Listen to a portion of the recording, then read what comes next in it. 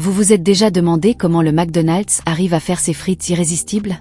Tout commence par une sélection méticuleuse des pommes de terre parfaites.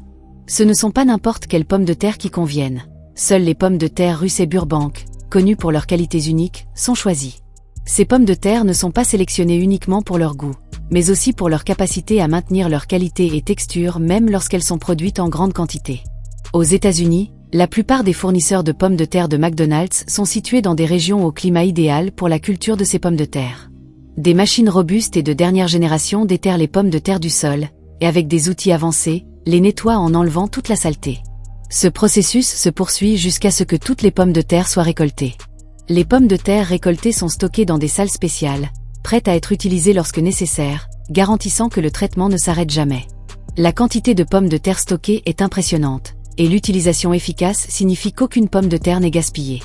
Tout cela est nécessaire car McDonald's produit environ 9 millions de livres de frites quotidiennement. Maintenant, entrons dans l'usine et voyons où la magie opère vraiment. Comment se passe le processus de lavage et de préparation?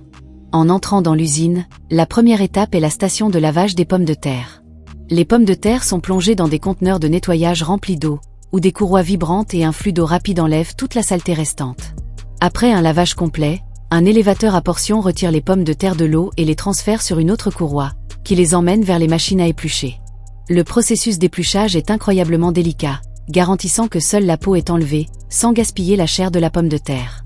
Une fois épluchées et nettoyées, les pommes de terre passent par une troisième chambre de lavage, où elles reçoivent un dernier nettoyage avec de l'eau contenant du chlore et d'autres produits chimiques sûrs. Ensuite, les pommes de terre sont transportées par des courroies vers des chambres de coupe fine, où elles sont coupées en tailles uniformes. C'est ainsi que les frites de McDonald's ont toujours la même forme et longueur. Des machines précises propulsent les pommes de terre à des vitesses de 60 à 70 000 par heure à travers des couteaux à haute pression, qui les coupent en fines lamelles. Vous aimez découvrir comment les aliments sont préparés chez McDonald's? Alors, n'oubliez pas de liker, de vous abonner à la chaîne et d'activer la cloche des notifications pour ne pas manquer d'autres vidéos incroyables comme celle-ci. Après avoir été coupées, les frites reçoivent un traitement spécial avec un mélange de sucre et de pyrophosphate de sodium. Le sucre aide à obtenir cette couleur dorée parfaite lors de la friture, tandis que le pyrophosphate de sodium empêche les pommes de terre de devenir grises ou brunes, qu'elles soient cuites ou congelées. La raison principale pour laquelle elles sont partiellement cuites est de rendre l'intérieur des frites moelleux, tandis que l'extérieur devient croustillant lorsqu'elles sont frites ultérieurement.